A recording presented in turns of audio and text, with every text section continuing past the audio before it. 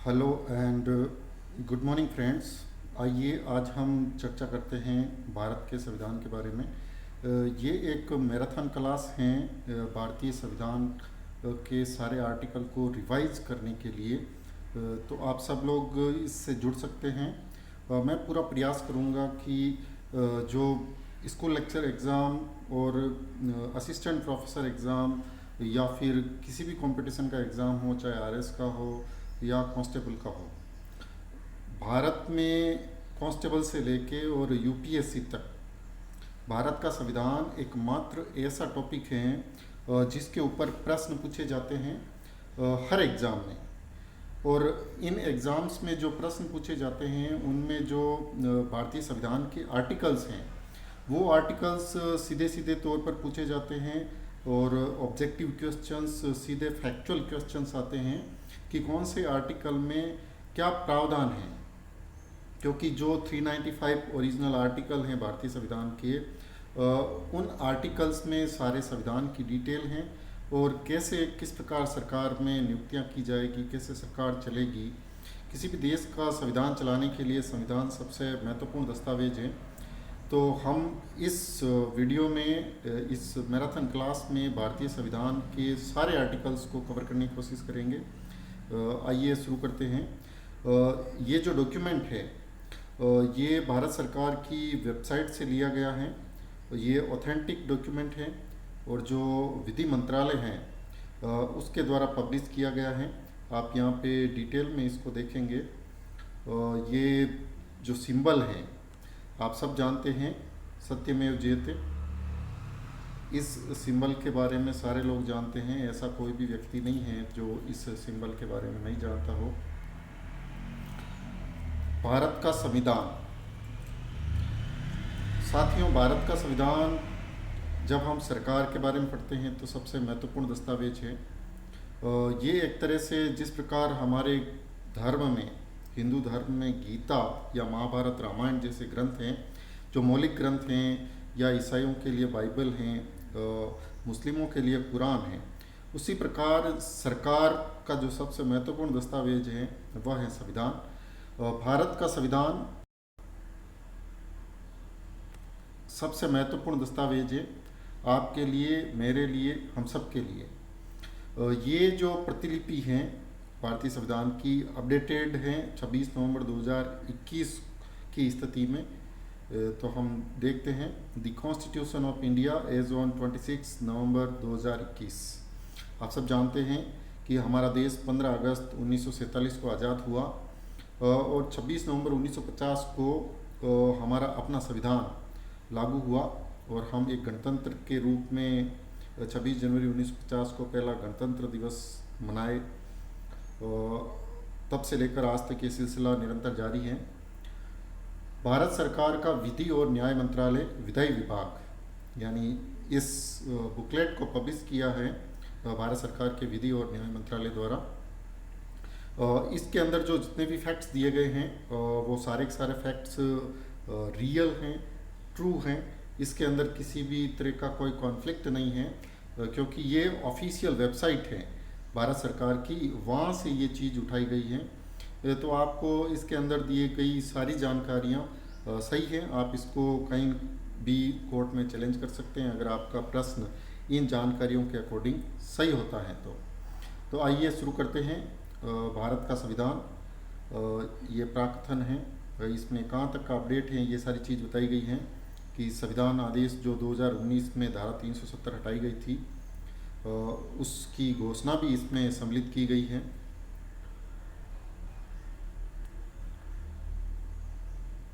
ये एब्रीविएशन है, जहाँ का आ लिखा है वह इसका तात्पर्य है कानूनी आदेश से, का नी आ का कानूनी नियम और आदेश, पृष्ठ संख्यांक संविधान आदेश और साधारण कानूनी आदेश। चलिए शुरू करते हैं। भारत का संविधान, देखो सबसे पहले संविधान में उद्देशिका है, इसके बारे में हम अलग से विस्तार से चर्चा करेंगे। आज की क्लास का हमारा उद्देश्य है भारतीय संविधान के जो पूरे आर्टिकल हैं, आर्टिकल 1 से लेकर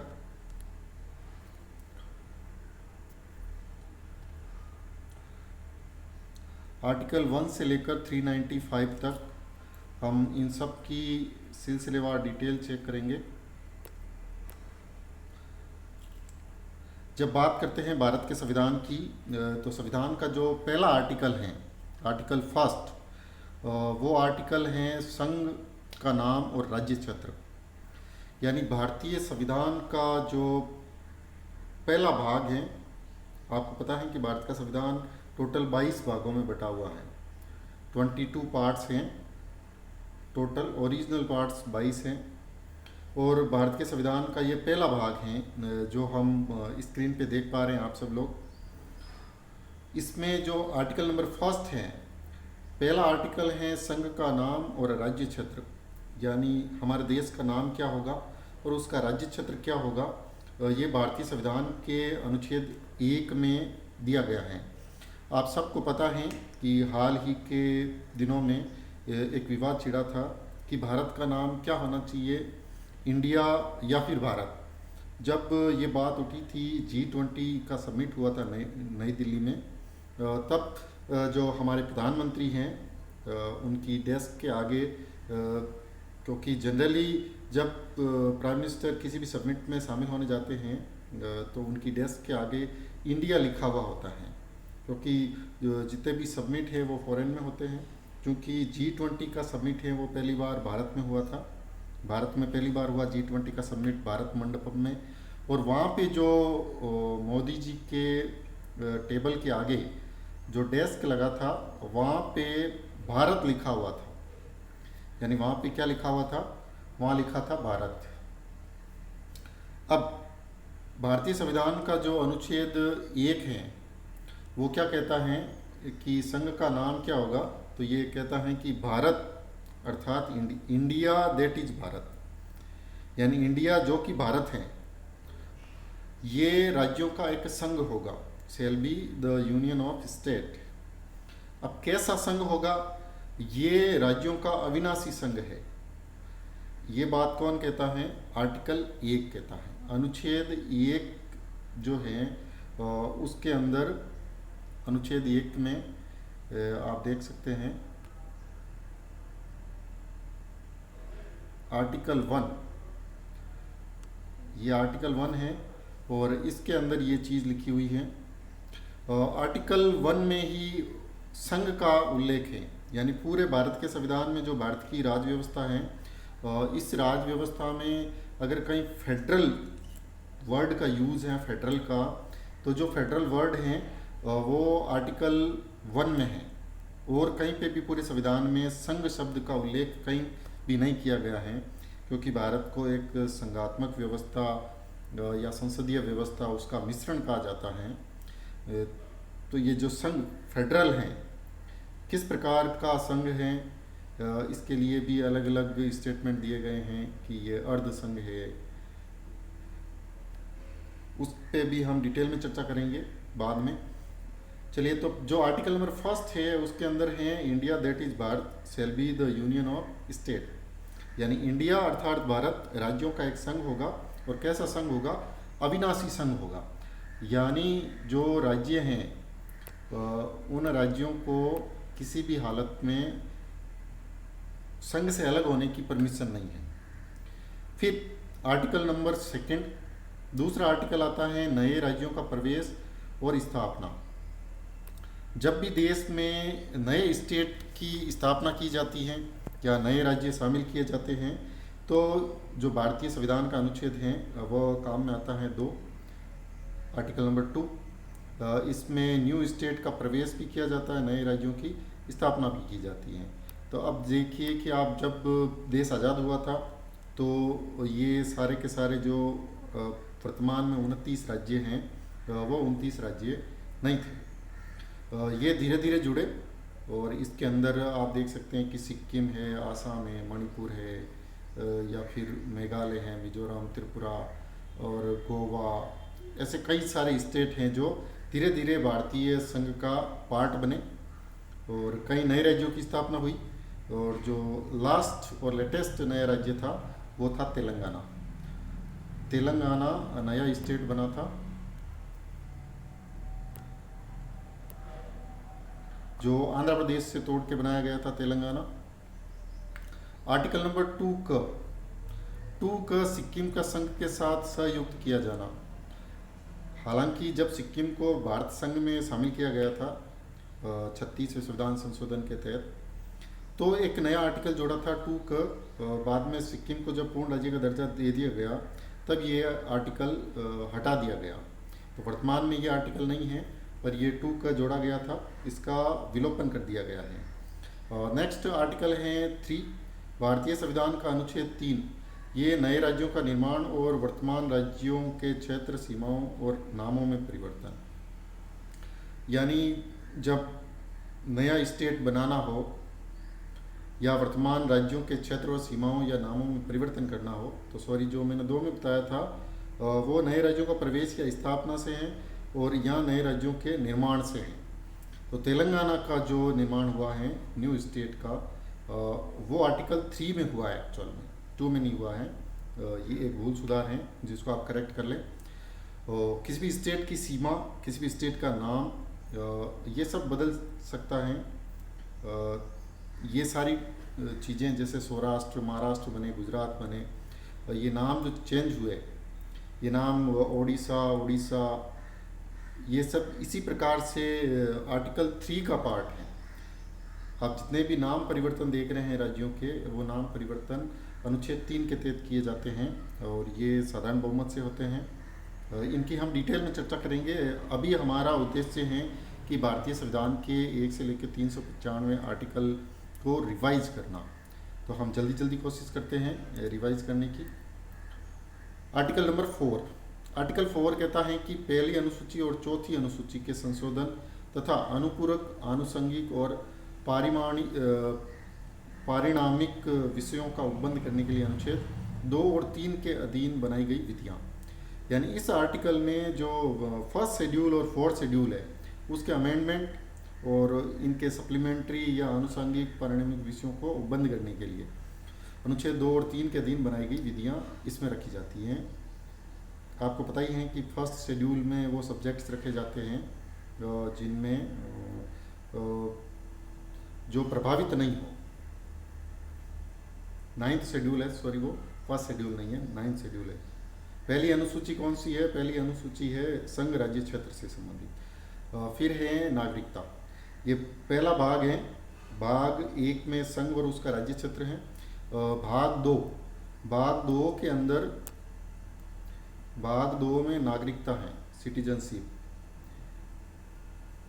जो सिटीजनशिप अमेंडमेंट एक्ट हैं, CAA, जो हाल ही में चर्चा में रहा था, तो जो CAA हैं, CAA,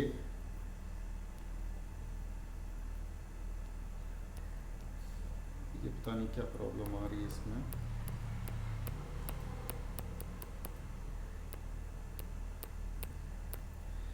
CAA इसका पार्ट है। CAA किसका पार्ट है? CAA नागरिकता से संबंधित कानून है। आप सब जानते हैं CAA के बारे में। वापस वही प्रॉब्लम आ रही है, ये एक टेक्निकल इश्यू है।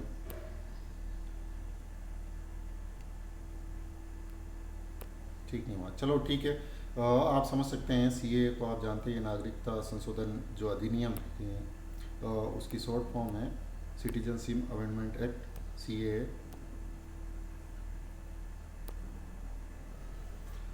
तो भारतीय संविधान का भाग 2 नागरिकता, और नागरिकता जो है वो भारतीय संविधान के भाग 2 का हिस्सा है। इसमें आर्टिकल आते हैं 5 से लेकर 11 तक। आइए देखते हैं क्या है डिटेल। संविधान के प्रारंभ में नागरिकता, यानी जब 26 जनवरी 1950 को संविधान लागू हुआ, तो उस समय नागरिकता संबंधी क्या प्रावधान थे, उन सब की डिटेल हैं। वो डिटेल दी गई हैं 1 में, आर्टिकल नंबर 5 में। फिर आर्टिकल नंबर 6, पाकिस्तान से भारत को प्रव्रजन करने वाले कुछ व्यक्तियों के नागरिकता के अधिकार।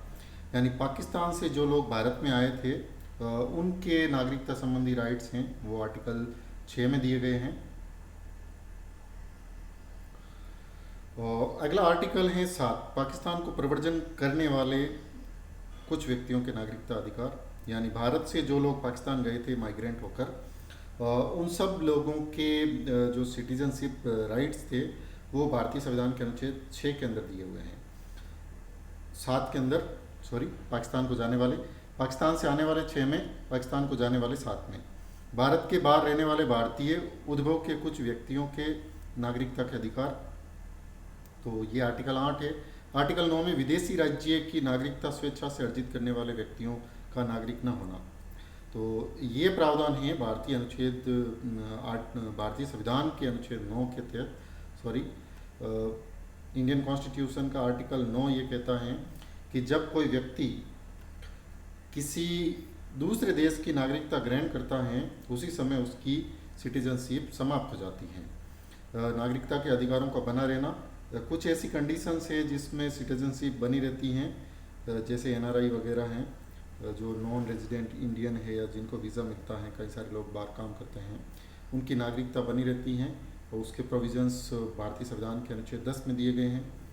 आर्टिकल नंबर 11, संसद द्वारा नागरिकता के अधिकार का विधि द्वारा विनियमन किया जाना। अब ये जो सीएए हैं, ये भारतीय संविधान के आर्टिकल 11 के तहत ही संसद को ये अधिकार दिया गया है कि वो नागरिकता के अधिकार का विधि द्वारा विनियमन कर सकती है। तो इसी के तहत सीएए कानून बना है जिनमें नागरिकता संबंधी प्रावधान किए गए हैं। चलिए, नेक्स्ट है भारतीय संविधान का भाग नंबर 3, मूल अधिकार। अब देखिए, 1 से 11 तक बहुत कम चांस होते हैं कि सीधा आर्टिकल पूछा जाता है। अब जो ये पार्ट हैं, ये सबसे इम्पोर्टेंट है भारतीय संविधान में, और इस पार्ट में से सबसे ज़्यादा प्रश्न पूछे जाते हैं कंपटीशन एग्जाम में। तो भाग 3 में है मूल अधिकार। मूल अधिकार किन के लोगों को मिलते हैं? एक तो भारत के नागरिक और दूसरे आम नागरिक। तो इसमें भी कैटेगरी है, कौन कौन से अधिकार भारतीय नागरिकों को मिलते हैं, कौन कौन से अधिकार सबको मिलते हैं। इन सब को हम डिटेल में देखेंगे। यहाँ पे हमारा उद्देश्य है रिवीजन करने का, और सारे 1 से लेकर 395 आर्टिकल जब अपन रिवाइज करेंगे तो कम समय में करना है। 12 के अंदर है परिभाषा, यानी राज्य की परिभाषा, राज्य में क्या शामिल हैं, वो सारी परिभाषा भारतीय अनुच्छेद संविधान के अनुच्छेद 12 में दी गई है। 13 है मूल अधिकारों से असंगत या उनका अल्पीकरण करने वाली विधियाँ, यानी भारतीय संविधान का जो आर्टिकल 13 है ये एक तरह से न्यायिक पुनरावलोकन का आधार है कि ऐसी कोई भी विधि जो संविधान के लिए असंगत है या मूल अधिकारों से असंगत है या मूल अधिकारों को कम करती हैं, तो वो सारी विधियाँ नल एंड वॉइड हो जाएगी, यानी वो कानून, वो नियम लागू नहीं होंगे जो मूल अधिकारों को कम करते हैं। 14 है विधि के समक्ष समता, सबसे इम्पोर्टेंट। यही वो आर्टिकल हैं भारतीय संविधान का, आर्टिकल नंबर 14। ये एक राष्ट्रपति से लेके आम आदमी को इक्वल बनाता है, यानी विधि के समक्ष सब समान हैं, कानून के समक्ष सब समान हैं, सबके साथ समान व्यवहार किया जाएगा, किसी प्रकार का भेदभाव नहीं किया जाएगा। अगला आर्टिकल है वो 15 है।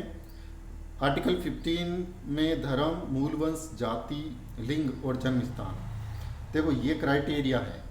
इसके अंदर धर्म है, मूलवंश है, जाति है, लिंग है और जन्म स्थान है। ये 5 पॉइंट है, आप इनको रट लीजिए, इसी क्रम में पूछे जाते हैं। इसको लेक्चर के एग्ज़ाम में पूछा गया है, सेकंड ग्रेड के एग्ज़ाम में पूछा गया है, और कॉलेज लेक्चर में भी इस प्रकार का प्रश्न पूछा गया है।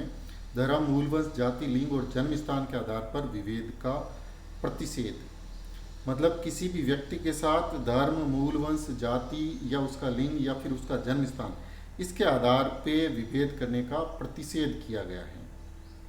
ठीक है, इसमें कुछ लोगों को छूट दी गई है। इन सब चीज़ों को हम डिटेल में बाद में देखेंगे जब हम पूरा संविधान डिटेल में पढ़ेंगे। आपको अभी के लिए केवल इतना ही याद रखना है। मेरा उद्देश्य ये है कि आप जब कंपटीशन एग्ज़ाम में जाते हैं तो कम से कम आप 395 जो आर्टिकल हैं ओरिजिनल कॉन्स्टिट्यूशन के, उन सबको रिवाइज करके ज़रूर जाएं। आपके कम से कम पॉलिटी के 3 से 4 क्वेश्चंस ज़रूर सही होंगे। आर्टिकल नंबर 16, आर्टिकल नंबर 16 ये कहता है कि लोक नियोजन के विषय में अवसर की समानता, यानी जो सरकारी सेवाओं में रोजगार मिलता है, लोक नियोजन का क्षेत्र है सरकारी नौकरी, उसमें सबको समान अवसर प्रदान किया जाएगा। हालांकि इसके ऊपर भी युक्तियुक्त प्रतिबंध लगाए गए हैं, परंतु उन प्रतिबंधों के अलावा सबको समानता का अधिकार है। जो EWS का रिजर्वेशन है वो इन्हीं आर्टिकल से रिलेटेड है, आर्टिकल 15 और 16। इसमें इनका डिटेल में विवरण दिया गया है। आइए देखते हैं नेक्स्ट आर्टिकल। नेक्स्ट आर्टिकल है अस्पृश्यता का अंत, आर्टिकल नंबर 17। कॉम्पिटिटिव एग्जाम्स में सबसे ज़्यादा बार पूछा गया है अस्पृश्यता का अंत, यानी छुआछूत की जो प्रथा है उसका अंत किया गया। किसी भी व्यक्ति के साथ अस्पृश्यता का व्यवहार नहीं किया जाएगा। अस्पृश्यता को कानूनी रूप से अपराध घोषित किया गया।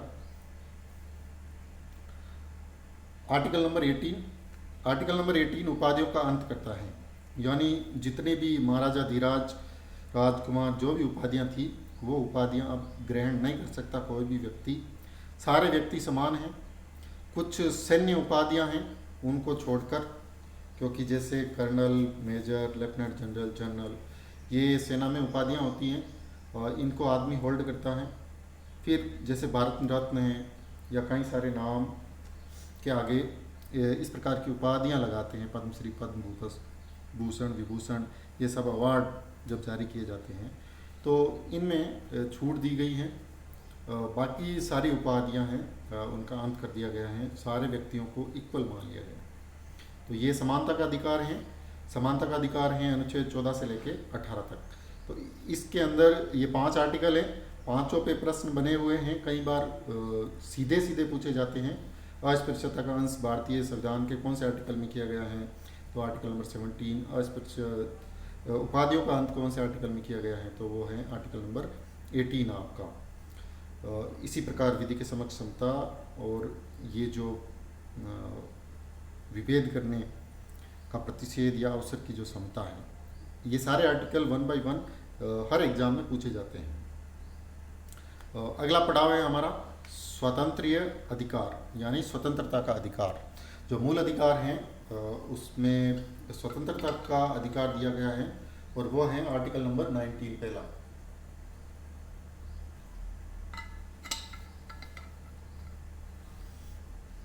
आर्टिकल नंबर 19 वाक और स्वातंत्र्य आदि विषय कुछ अधिकारों का संरक्षण इसमें दिया गया है। इसमें कुल 7 प्रकार की स्वतंत्रताएं हैं, उनको हम डिटेल में आगे पढ़ेंगे। अभी के लिए आप इतना याद कर लें कि भारतीय संविधान का आर्टिकल नंबर 19 वो वाक और अभिव्यक्ति की स्वतंत्रता से है। आर्टिकल नंबर 20 है अपराधों के लिए दोष सिद्धि के संबंध में संरक्षण, यानी कोई भी व्यक्ति अपराध करता है उसकी दोष सिद्धि के लिए उस व्यक्ति से खुद से गवाही नहीं ली जा सकती। यानी जो व्यक्ति अपराध करें उसको अगर आप गवाह बना लो तो इससे उसको संरक्षण प्रदान किया गया है, उसको प्रोटेक्शन दिया गया है। तो आर्टिकल नंबर 20 अपराधों के लिए दोष सिद्धि के संबंध में संरक्षण से संबंधित है।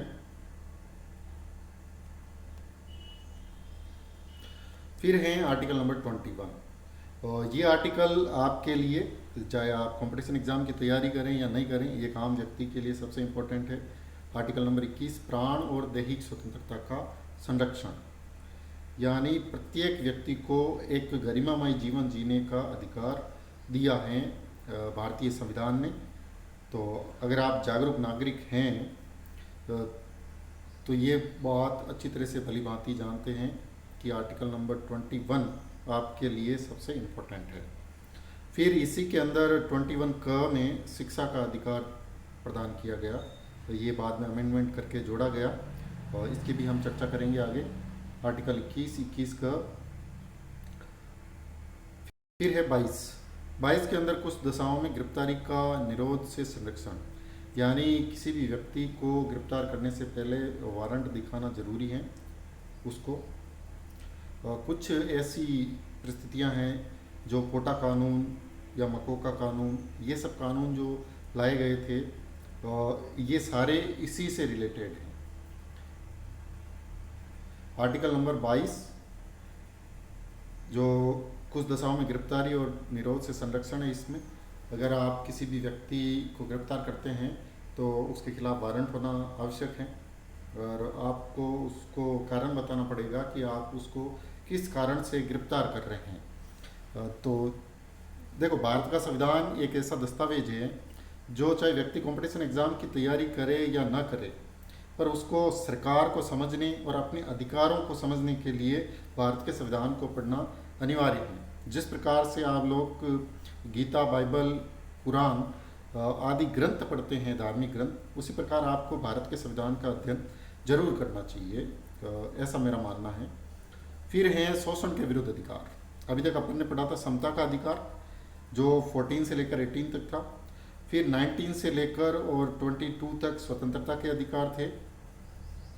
अब हैं 23 और 24, ये है शोषण के विरुद्ध अधिकार, यानी ये अधिकार व्यक्ति को शोषण से बचाते हैं। अब किस प्रकार का शोषण? आर्टिकल नंबर 23, जो आर्टिकल नंबर 23 है, वो 23 नंबर मानव के दुर्व्यापार और बाल श्रम का प्रतिषेध करता है।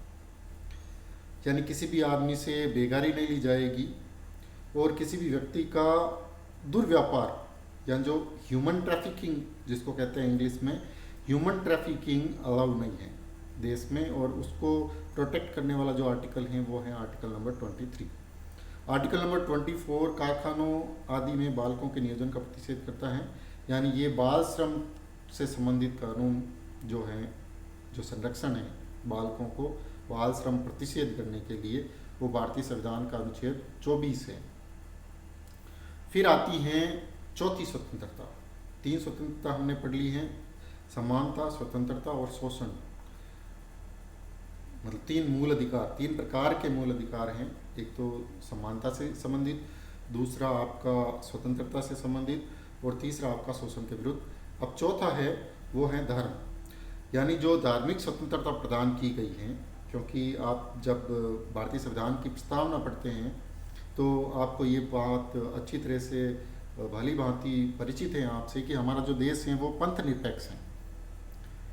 हमारी सरकार किसी भी पंथ का पक्ष नहीं लेती है, सबको समान अवसर प्रदान करती है। धार्मिक स्वतंत्रता है प्रत्येक व्यक्ति को, तो उसका आर्टिकल नंबर 25 पहला यही कहता है, अंत्यकरण की और धर्म के अबाध रूप से मानने, आचरण और प्रचार करने की स्वतंत्रता।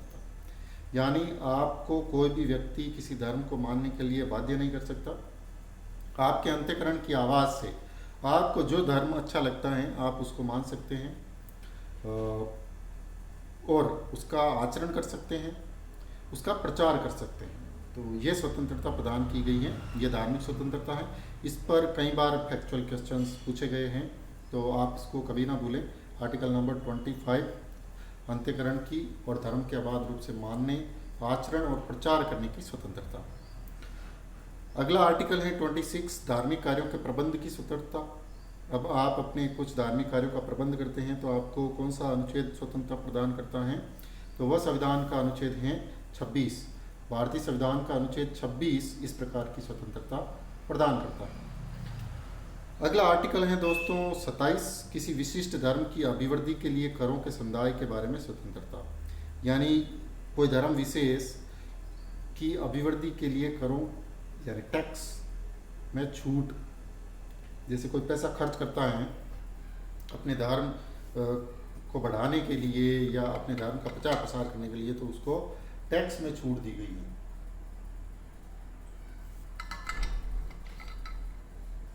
अगला आर्टिकल है 28, कुछ शिक्षा संस्थानों में धार्मिक शिक्षा या धार्मिक उपासना में उपस्थित होने के बारे में स्वतंत्रता। यानी धर्म के प्रचार प्रसार के लिए शिक्षण संस्थाओं की स्थापना की स्वतंत्रता दी गई है। नेक्स्ट आर्टिकल नंबर 29, देखो धार्मिक स्वतंत्रता के आर्टिकल 25 से लेकर 28 तक है, यानी 4 आर्टिकल हैं, 25, 26, 27 और 28। फिर अगला जो छठा मूल अधिकार है, अब तक अपन पढ़ चुके हैं समानता, स्वतंत्रता, शोषण के विरुद्ध, धार्मिक, और 5वां संस्कृति और शिक्षा का अधिकार। जो 5वां मूल अधिकार हैं वो हैं संस्कृति और शिक्षा संबंधी। तो इसमें अल्पसंख्यक वर्गों के हितों का संरक्षण है 29 में,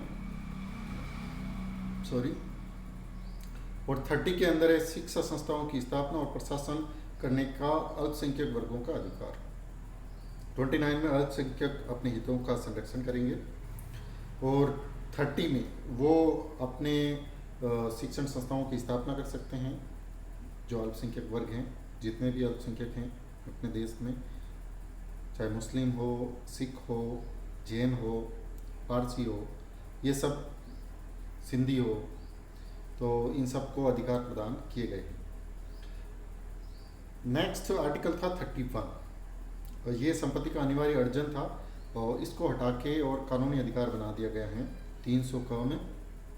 आर्टिकल नंबर 300 क, इसके अंदर इसको कानूनी अधिकार बना दिया। पहले यह मूल अधिकार हुआ करता था और फिर कुछ राजा महाराजाओं की जब संपत्तियां जब्त की गई तो कुछ अड़चनें पैदा हुई। उसके बाद संपत्ति का जो अनिवार्य अर्जन था उस अधिकार को हटा दिया गया मूल अधिकारों में से संविधान संशोधन के द्वारा, और इसको अब कानूनी अधिकार का रूप दे दिया गया। 31 का कुछ विधियों की व्यावृत्ति, यानी संपदा आदि के अर्जन के लिए उपबंध करने वाली विधियों की व्यावृत्ति। 31 क में कुछ नियम और प्रोविजन बनाए गए हैं। 31 ख कुछ अधिनियमों विनियमों का विधि मान्यकरण। 31 ख कुछ एक्ट्स और जो रूल्स हैं उनका विधि मान्यकरण उससे संबंधित है। 31 ग कुछ नीति निर्देशक तत्वों को प्रभावी करने वाली विधियों की व्यावृत्ति। इनको हम आगे डिटेल में पढ़ेंगे, अभी केवल हम रिवाइज करने के उद्देश्य से पढ़ रहे हैं। तो आप केवल इतना पता होना चाहिए कि आर्टिकल 31 ग में डायरेक्टिव प्रिंसिपल्स हैं, उनको प्रभावी बनाने के लिए कुछ प्रावधान किए गए हैं। फिर 31 ग राष्ट्र विरोधी क्रियाकलाप के संबंध में विधियों की व्यावृत्ति, इसका लोप कर दिया गया है, यानी इसको हटा दिया गया 31 ग को। ये जो टेबल है दोस्तों, ये सबसे इम्पोर्टेंट है जब हम इन सब चीज़ों के बारे में पढ़ते हैं। और मैं आपको ये बताना चाहूँगा कि 31 ग कई बार परीक्षाओं में पूछा गया है। इसी प्रकार से 31 के बारे में भी कई बार एग्जाम्स में पूछा गया है। तो आपको इतना ही पता है, यदि 31 ग डायरेक्टिव प्रिंसिपल से रिलेटेड हैं, जिसमें कुछ नीति के निर्देशक तत्वों को प्रभावी बनाने से संबंधित कानूनों के बारे में बताया गया है, तो आपको कहीं न कहीं इसमें ही एक एज मिल जाता है, ठीक है ना। नेक्स्ट जो लास्ट मूल अधिकार हैं, संवैधानिक उपचारों का अधिकार, और जिसको बाबा साहब अम्बेडकर ने भारतीय संविधान की आत्मा भी कहा था, और वह है आर्टिकल नंबर 32। यानी आपको जो ये मूल अधिकार मिले हुए हैं, अगर इन मूल अधिकारों का हनन होता है तो आप क्या करोगे, कहाँ जाओगे इनकी रक्षा के लिए, कहाँ आवाज़ उठाओगे। तो इन सारे जो प्रावधानों का प्रोविज़न है वो किया गया है आर्टिकल नंबर 32 में। इस भाग द्वारा प्रदत्त अधिकारों का परिवर्तित कराने के लिए उपचार, जो रिट्स के बारे में पढ़ते हैं हम कि हाई कोर्ट और सुप्रीम कोर्ट रिट जारी करती हैं, जिसमें बंदी प्रत्यक्षीकरण है, परमादेश है, प्रतिषेध है, उत्प्रेषण है या अधिकार पर्चा है। 5 प्रकार की रिटें जारी की जाती हैं कोर्ट के द्वारा, और ये जो 5 प्रकार की रिटें जारी की जाती हैं वो रिटें आर्टिकल 32 के तहत की जाती हैं। और यहाँ पे एक बात इम्पोर्टेंट है कि जो आर्टिकल 32 में रिट्स जारी करने के राइट्स हैं, वो उसमें ज़्यादा शक्तियाँ हाई कोर्ट को मिली हुई हैं, क्योंकि सुप्रीम कोर्ट को रिट जारी करने के जो अधिकार क्षेत्र में सीमित शक्तियां दी गई हैं, परंतु हाई कोर्ट को इसमें ज़्यादा शक्तियां दी गई हैं। जब हम रिट्स के बारे में पढ़ेंगे तो विस्तार से चर्चा करेंगे, पर यहाँ पे आपको एक बात याद रखनी है कि संवैधानिक उपचारों का जो अधिकार है वो है आपका आर्टिकल नंबर 32 में। और 32 का राज्य विधियों की संवैधानिक वैधता पर अनुच्छेद 32 के अधीन कार्रवाइयों में विचार न किया जाना, इसको हटा दिया गया है। हालांकि अब आर्टिकल 33 इस भाग द्वारा प्रदत्त अधिकारों का बलों आदि को लागू होने में उपांतरण करने की संसद की शक्ति। यहाँ पे जो 33 है ये भी इम्पोर्टेंट है, क्योंकि जो मूल अधिकार दिए गए हैं इनको लागू होने में उपांतरण करने की संसद की शक्ति, यानी संसद इस पे युक्ति युक्त प्रतिबंध लगा सकती है। आपको पता होगा कि जहाँ अप्सा वगैरह लगता है, स्पेशल आर्म्स फोर्स जो एक्ट है अप्सा, स्पेशल फोर्सेज आर्म्स एक्ट, ये जहाँ पे लागू होता है वहाँ पे मूल अधिकारों में प्रतिबंध लगा दिया जाता है। वहाँ पे कुछ इस प्रकार के रेस्ट्रिक्शंस लागू किए जाते हैं। फिर आर्टिकल 34 है कि जब किसी क्षेत्र में सेना विधि प्रवृत्त हैं तब इस भाग द्वारा प्रदत्त अधिकारों का निर्बंधन, ये 34 में है मार्शल लॉ वाला, जो मार्शल लॉ लागू होता है। और 35 में इस भाग के उपबंधों को प्रभावी बनाने के लिए विधान। तो 33 और 34 मार्शल लॉ से हैं।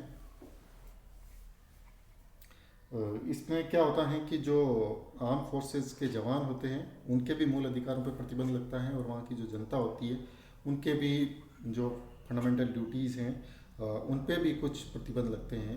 तो आर्टिकल 33, 34 इम्पोर्टेंट है। हम भाग 3 पूरा कर चुके हैं। अब तक अपना टाइम हुआ है।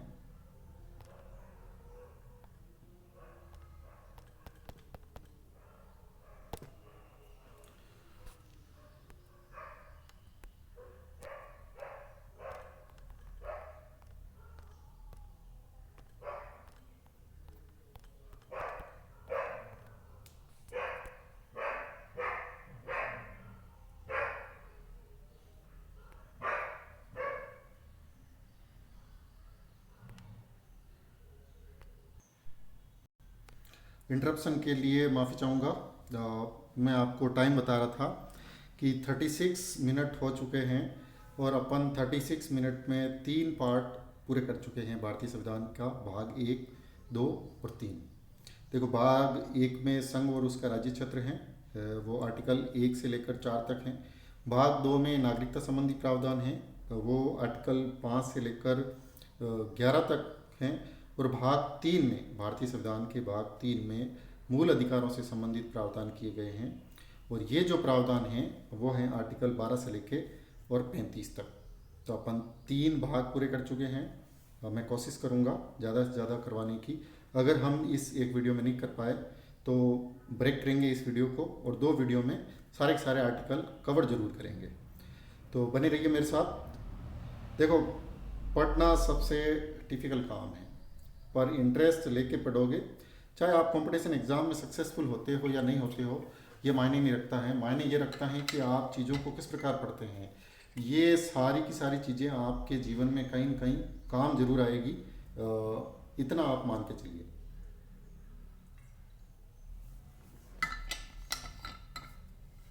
राज्य के नीति के निदेशक तत्व। देखो, नीति के निदेशक तत्व मूल अधिकार हैं, वो कानून द्वारा प्रवृत्त हैं। अगर आपके मूल अधिकारों का हनन होता है तो आप सुप्रीम कोर्ट, हाई कोर्ट में जा सकते हैं, परंतु राज्य के नीति के निदेशक तत्वों को लेकर आप कोर्ट में नहीं जा सकते कि आप ये लागू करो, या सरकार के खिलाफ नहीं जा सकते। सरकार के लिए एक नैतिक मापदंड है कि नीति के निदेशक तत्व हैं। सरकार समय समय पर ऐसे कानून नियम बनाएगी या संविधान में संशोधन करेगी कि इन सब बातों को शामिल करें। क्योंकि हुआ ये था कि जब देश आज़ाद हुआ था तो खूब सारा बड़ा देश था, खूब सारी विविधताएं थी। संविधान का निर्माण करने वाले संविधान वेताओं को ये पता था कि आगे चलकर क्या मापदंड होने चाहिए, संविधान की आधारशिला क्या रखी जाए। तो ये जो नीति के निदेशक तत्व थे, ये वो सारी चीज़ें थी जो संविधान बनाने वालों को ऐसे लगा कि देश जब आगे बढ़ेगा तो समय समय पर आने वाली सरकारें इनमें परिवर्तन करेगी, नए नए कानून लाएगी और इन सब चीज़ों को लागू करने का प्रयास करेगी। ये आपके लिए एक नैतिक मापदंड थे जिनको लागू करने का सरकार को प्रयास करना चाहिए। 36 के अंदर परिभाषा है कि नीति के निदेशक तत्व क्या हैं। अनुच्छेद 37 जो आर्टिकल 37 है, ये 37, इस भाग में अंतर्विष्ट तत्वों का लागू होना, यानी जो राज्य के नीति के निदेशक तत्व हैं, डायरेक्ट प्रिंसिपल ऑफ स्टेट, उन सब को कैसे लागू किया जाएगा, ये सब आर्टिकल 37 में दिया गया है। 38 राज्य लोक कल्याणकारी की अभिवृद्धि के लिए सामाजिक व्यवस्था बनाएगा। अब देखिए, जो वेलफेयर स्टेट की अवधारणा है, वेलफेयर स्टेट की अवधारणा, ये प्रश्न पूछा गया है एग्जाम में कि भारतीय संविधान के कौन से आर्टिकल में भारत को एक लोक कल्याणकारी राज्य बताया गया है। तो ये 38 ही है वो आर्टिकल। फिर 39 राज्य द्वारा अनुसरणीय कुछ नीति तत्व, यानी सरकार को या स्टेट को कौन कौन से ऐसे एलिमेंट्स हैं जिनका पालन करना चाहिए, उनका अनुसरण करना चाहिए। उससे भी ज़्यादा इम्पोर्टेंट है 39 का, ये कई बार परीक्षाओं में पूछा गया है। लगभग राजस्थान के कंपटीशन एग्ज़ाम में हर दूसरे एग्ज़ाम में पूछा जाता है ये प्रश्न, समान न्याय और निःशुल्क वित्तीय सहायता। आप इसको याद करें, इसको हाईलाइट कर लें। ये जो आर्टिकल हैं ये हमेशा कंपटीशन एग्ज़ाम में पूछा गया है, बार बार पूछा गया है, तो आप इसको ना भूलें। 39 का किससे संबंधित हैं? समान न्याय और निःशुल्क वित्तीय सहायता, यानी कोई भी व्यक्ति है उसको वकील, अगर कोई व्यक्ति पीड़ित हैं, वो कोर्ट में केस करता है तो उसको निःशुल्क कानूनी सहायता प्रदान करने के लिए जो पीपी होता है, जिसको अपन पब्लिक प्रोसिक्यूटर कहते हैं, सरकारी वकील, वो उसकी मदद करता है बिना किसी पैसे के। अगला आर्टिकल है 40। अब देखो, ये ऐसा आर्टिकल है जिस पे कई बार प्रश्न बना, चाहे राजनीति विज्ञान हो, लोक प्रशासन हो, या फिर भारतीय संविधान से रिलेटेड प्रश्न हो। आर्टिकल 40 महात्मा गांधी से जुड़ा हुआ है। आर्टिकल जो 40 है, ये 40 महात्मा गांधी से जुड़ा हुआ है, क्योंकि ये ग्राम पंचायतों का संगठन करने की बात कहता है कि राज्य ऐसे कानून बनाएगा जिसमें ग्राम पंचायतों का संगठन करेगा, यानी ग्राम पंचायतों का गठन किया जाएगा। जो स्थानीय शासन की बात है वो बात यहीं से निकली है, 40 से। फिर भारतीय संविधान का अनुच्छेद है 41, कुछ दशाओं में काम, शिक्षा और लोक सहायता पाने का अधिकार, यानी कुछ ऐसी परिस्थितियां हैं जिसमें व्यक्ति को काम, शिक्षा और लोक सहायता ये पाने का अधिकार है। ये नीति के निर्देशक तत्व 41 में दिया हुआ है। अनुच्छेद 42 कहता है कि काम की न्याय संगत और मानवोचित दशाओं का तथा प्रसूति सहायता का उपबंध, यानी महिलाओं को जो न्याय संगत और मानवोचित दशाएं तथा प्रसूति सहायता, यानी जब कोई महिला है बच्चे को जन्म देती हैं तो उसको प्रसूति सहायता प्रदान की जाए, सरकार ऐसे युक्त उपबंध बनाए। ये नैतिक मापदंड थे, चूँकि जैसे जो CCL मिलती हैं, आपको चाइल्ड केयर लीव होती हैं, या फिर जो मैटरनिटी लीव मिलती हैं, वो सारे के सारे प्रोविज़न कहीं न कहीं इसी आर्टिकल की देन है। सरकार समय समय पर देखो विथ सैलरी यानी पेड लीव देती हैं, जो मैटरनिटी लीव 6 महीने की या 2 साल की जो CCL दी जाती हैं, उसका जो आर्टिकल है वो आर्टिकल यही है। 43वां आर्टिकल है 43। 43वां आर्टिकल कहता है कर्मकारों के लिए निर्वाह मजदूरी, यानी जो मजदूर हैं, लेबर क्लास हैं, उनके लिए एक न्यूनतम निर्वाह मजदूरी आवश्यक है। तो जो मिनिमम सैलरी का कानून है या न्यूनतम मजदूरी के जो नियम हैं वो सरकार बनाए, ऐसा कहता है आर्टिकल नंबर 43।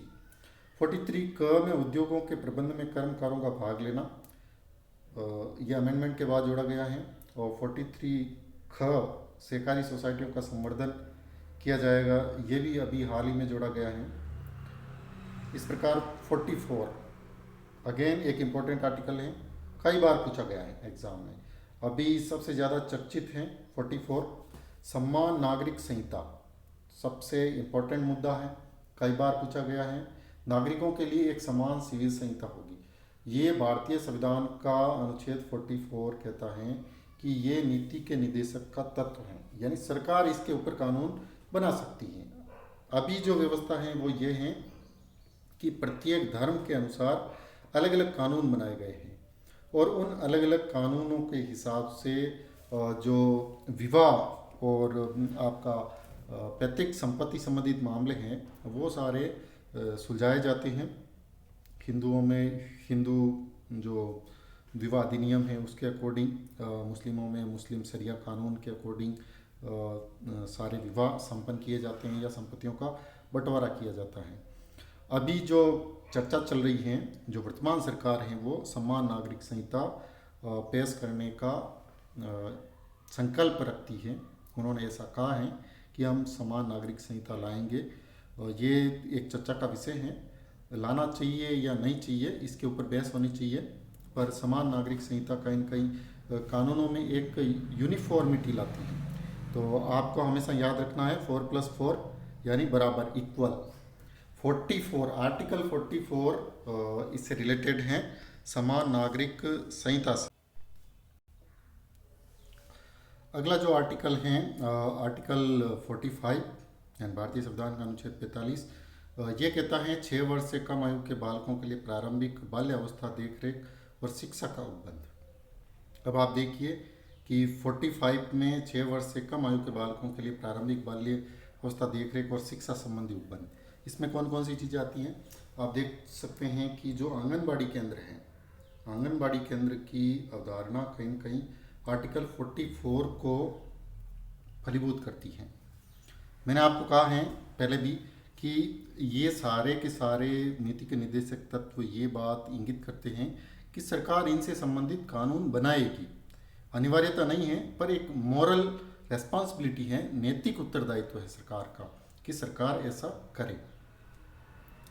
अगला जो आर्टिकल है आर्टिकल नंबर 46, ये हैं अनुसूचित जातियों, अनुसूचित जनजातियों और अन्य दुर्बल वर्गों के लिए शिक्षा और अर्थ संबंधी हितों की अभिवृद्धि। यानी सरकार ऐसे प्रावधान करेगी कि SC ST और बैकवर्ड क्लास हैं उनकी एजुकेशन या फिर उनके अर्थ संबंधी हितों की अभिवृद्धि करेगी। तो ये हैं आर्टिकल नंबर 46। 47 ये कहता है कि पोषाहार स्तर और जीवन स्तर को ऊंचा करने तथा लोक स्वास्थ्य का सुधार करने का राज्य का कर्तव्य।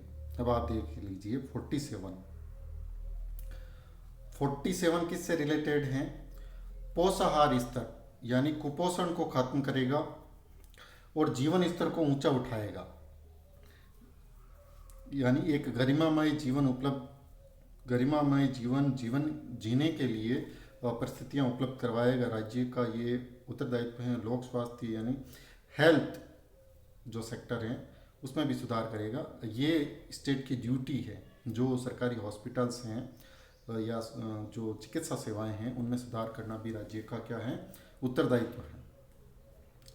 अगला आर्टिकल है 48 और 48 है कृषि और पशुपालन का संगठन। यानी एग्रीकल्चर में 48 ये कहता है कि सरकार किसानों की जो आय दुगनी करने की बात कहती हैं वो कहीं न कहीं 48 का हिस्सा है। नीति के निर्देशक तत्व में आर्टिकल 48 जो माननीय प्रधानमंत्री जी कहते हैं कि किसानों की आय दुगनी करेंगे, वो कहीं न कहीं इसी आर्टिकल को फॉलो करने की कोशिश है। पशुपालन का संगठन यानी पशुओं का जो उपयोग है वो कैसे किया जा सकता है, वो सारी चीज़ें इसके अंदर हैं। यानी एनिमल हस्बेंड्री, पशु कृषि, इन सब से संबंधित जो जितनी भी स्कीम्स हैं, जो जितने कानून हैं, वो कहीं न कहीं आर्टिकल 48 को परिलक्षित करते हैं। 48 का पर्यावरण का संरक्षण तथा संवर्धन, वन तथा वन्य जीवों की रक्षा। अब ये 48 भी इम्पोर्टेंट है, कई बार परीक्षाओं में पूछा गया है 48। 49 राष्ट्रीय महत्व के संस्मारकों, स्थानों और वस्तुओं का संरक्षण। जितने भी पुरानी बिल्डिंग्स हैं, जो हेरिटेज साइट्स हैं, उन सब का संरक्षण करना सरकार का दायित्व है। ये कौन सा अनुच्छेद कहता है? तो वो अनुच्छेद है 49। अगला अनुच्छेद है आपका 50, कार्यपालिका से न्यायपालिका का पृथक्करण। सबसे इम्पोर्टेंट है। पॉलिटिकल साइंस और लोक प्रशासन, कम से कम इन सब्जेक्ट्स के विद्यार्थियों के लिए सबसे इम्पोर्टेंट है। कई बार प्रश्न पूछा गया है, सीधा प्रश्न पूछा गया कि कार्यपालिका और न्यायपालिका की शक्तियों का पृथक्करण है वो भारतीय संविधान के कौन से अनुच्छेद में किया गया है? तो वो अनुच्छेद है 50। अनुच्छेद 51 ये कहता है अंतर्राष्ट्रीय शांति और सुरक्षा की अभिवृद्धि। तो इस प्रकार से 51 तक क्या है, 36 से लेकर और 51 तक ये सारे नीति के निर्देशक तत्व भाग 4 में दिए गए हैं। फिर एक भाग छोड़ा गया 4 1976 में, जब मूल कर्तव्य जोड़े गए थे। 51 में 11 मूल कर्तव्य हैं, इनकी हम अलग से चर्चा करेंगे विस्तार से। ये भाग 4 का पार्ट है। इसमें एग्ज़ाम में क्वेश्चंस जो प्राइमरी क्वेश्चंस आने लायक हैं वो यही हैं। मूल कर्तव्य कौन से भाग में हैं? तो 4 में हैं और कौन से अनुच्छेद में है, तो 51 का में है। यहाँ पे 2 फैक्ट्स आप रख लीजिए, ये आपके लिए इम्पोर्टेंट है। अब जहाँ से सरकार चालू होती है वो पोर्शन है भाग 5, और भाग 5 है संघ यानी फेडरल। संघ में कौन कौन सम्मिलित होंगे, वो सारी चीज़ें हैं। पहला अध्याय है कार्यपालिका। अब देखो, कार्यपालिका में राष्ट्रपति और उपराष्ट्रपति, सबसे पहला जो कार्यपालिका का अंग है वो राष्ट्रपति है। तो भारतीय संविधान के अनुच्छेद 52 में ये कहा गया है कि भारत में राष्ट्रपति होगा, ठीक है। फिर अनुच्छेद 53 ये कहता है कि संघ की सारी कार्यपालिका शक्तियां हैं वो राष्ट्रपति में निहित होगी।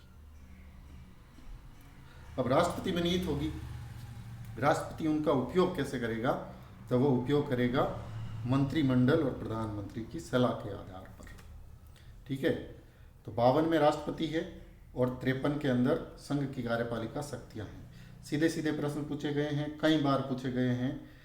आपको इतना ही याद रखना है, ये जो मैं आपको पढ़ा रहा हूँ इसकी हर एक लाइन, हर एक प्रश्न है। 395 आर्टिकल हैं और कम से कम आप देख लीजिए इनसे रिलेटेड इससे डबल क्वेश्चंस है। और ये क्वेश्चंस बार बार पूछे जाते हैं क्योंकि आप और हम सब जानते हैं आर्टिकल नहीं बदल सकते, आर्टिकल वही रहने हैं, प्रश्न उन्हीं में से बनाया जाना है। एग्जामिनर के लिए सबसे बड़ी मजबूरी क्या है, ये मैराथन क्लास रखने का मेरा पर्पज यही है कि जो अभ्यर्थी अभी असिस्टेंट प्रोफेसर का एग्ज़ाम दे रहे हैं और वो राजनीति विज्ञान विषय से या फिर लोक प्रशासन विषय से अपना पेपर दे रहे हैं, उनके लिए ये सबसे इम्पोर्टेंट है। ये एक रामबाण क्लास है क्योंकि आप मान के चलिए कि दोनों ही सब्जेक्ट्स के पेपर में कम से कम 5 से 7 क्वेश्चंस इसी क्लास में से आने हैं। तो आप इसको ध्यान लगाकर सुने ताकि यानी एग्ज़ाम में आप अच्छा स्कोर कर सकें। और अगर मेरी इस क्लास में से आपके कम से कम 5 प्रश्न भी आते हैं तो आप देख लीजिए 5 घंटे में 5 प्रश्न तैयार करना आपके लिए फ़ायदे का सौदा होगा। अब है आर्टिकल नंबर 54 राष्ट्रपति का निर्वाचन, इससे संबंधित है कि राष्ट्रपति का निर्वाचन किया जाएगा निर्वाचक मंडल द्वारा। अब निर्वाचक मंडल में कौन होंगे, संसद और राज्य विधानसभा के निर्वाचित सदस्य निर्वाचक मंडल का हिस्सा होंगे। राज्यसभा के सदस्य भी निर्वाचक मंडल का हिस्सा होंगे, ठीक है।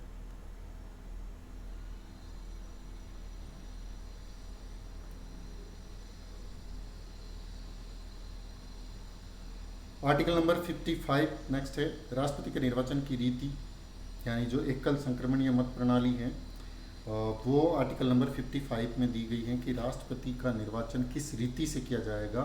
तो वो उस रीति का नाम है एकल संक्रमणीय मत प्रणाली।